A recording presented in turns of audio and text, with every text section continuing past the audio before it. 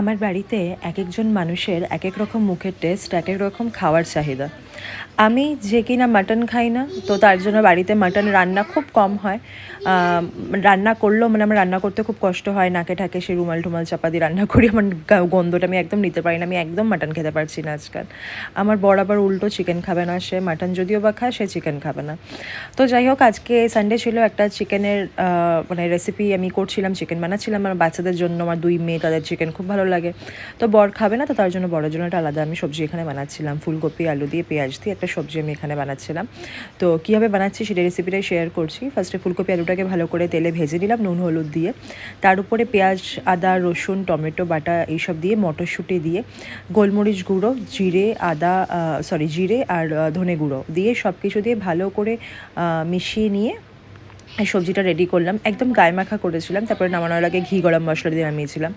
আর চিকেনের রেসিপিটা একটু ডিফারেন্ট টাইপের করেছিলাম, একটু অন্যরকম করেছিলাম, একটু সিম্পল। ফার্স্টে লেবু, গোলমরিচ আর দই দিয়ে মাংসটাকে ম্যারিনেট করে রেখেছিলাম। অন্যান্য সময় আমি এখানে আদা বাটা জিরে বাটাও দিয়ে থাকি, বাট আমি এখন আর দিইনি এটাতে। শুধুমাত্র আমি দই দিয়ে আর দই দিয়ে, গোলমরিচ গুঁড়ো আর লেবু দিয়ে আমি ম্যারিনেট করেছিলাম। নুন টুন আমি কিচ্ছু দিইনি ম্যারিনেশনে। এবার লেবু আর দই যেহেতু দুটো দিয়েছিলাম, নরম করার জন্য এনাফ ছিল, আমি আর ম্যারিনেশন আর নুন টুন কিছু দিইনি। মিনিমাম 30 মিনিটস মতন এটাকে রেস্ট করতে আমি রেখেছিলাম। দেখতে পাচ্ছি আমার তরকারিটা বেশ কিন্তু গায়ে মাখা হয়ে গেছে, আলুগুলো বেশ সিদ্ধ হয়ে গেছে। নামানোর আগে একটুখানি ঘি আর গরম মশলা দিয়ে আমি নামিয়ে নিয়েছিলাম। গরম মশলাটা আমি কিন্তু রান্নার মাঝখানেই দিয়ে দিই, যেহেতু বাড়িতে বানানো গরম মশলা একটু ঝোলে না ফুটলে আবার গন্ধ বেরোয় না। তো যাই হোক, আমি এটা আগেই দিয়ে দিলাম। এটা দেখতে পাচ্ছ ফাইনাল লুক আমার তরকারি। সো টাইম এসে গেছে আমার মাংস চাপানোর। আজকে মাংসটার আমি আগেও বললাম যে দুজন ফরমাইশ করেছিল, আমার মেয়েরা ফরমাইশ করেছিল, বললো যে মাংস খাবে মাংস খাবে। আগের দিন নিরামিষ ছিল, তার আগের দিন থেকে বলছে যে মাংস খাবো, চিকেন খাবো চিকেন খাবো। আনলাম ঠিক আছে, বানিয়ে দেবো। তেলটা একটু গরম করে তেলে খড়ে মশালে ফোড়ন দিলাম। আজকাল আমার খড়া মশলা না ফোড়ন দিয়ে খেতে বেশ ভালোই লাগছে। গরম মশলা, গোলমরিচ গুঁড়ো, জিরে, এইসব যত রকমের খড়ে মশলা থাকে সব ফোড়ন দিয়ে বেশ ভালোই লাগছে ডিমের কষা বলো বা মাংস বলো খেতে। নুন হলুদ দিয়ে পেঁয়াজটা দিয়ে দিলাম। টমেটো 2 পিস দিয়েছিলাম, বাকি টমেটোটা পেস্টের সাথে দিয়ে দিয়েছিলাম।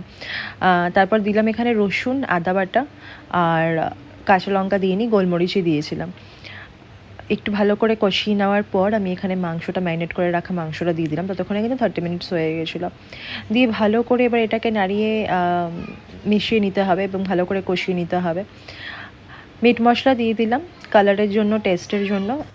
জিরে গুঁড়ো, ধনে গুঁড়ো সব কিছু দিয়ে টমেটো যেটা বললাম, বাকি টমেটোটা পেস্টের মধ্যে দিয়ে দিয়েছিলাম। দিয়ে এই যে দেখতে পাচ্ছ ভালো করে এখানে কষিয়ে নিয়েছিলাম। আর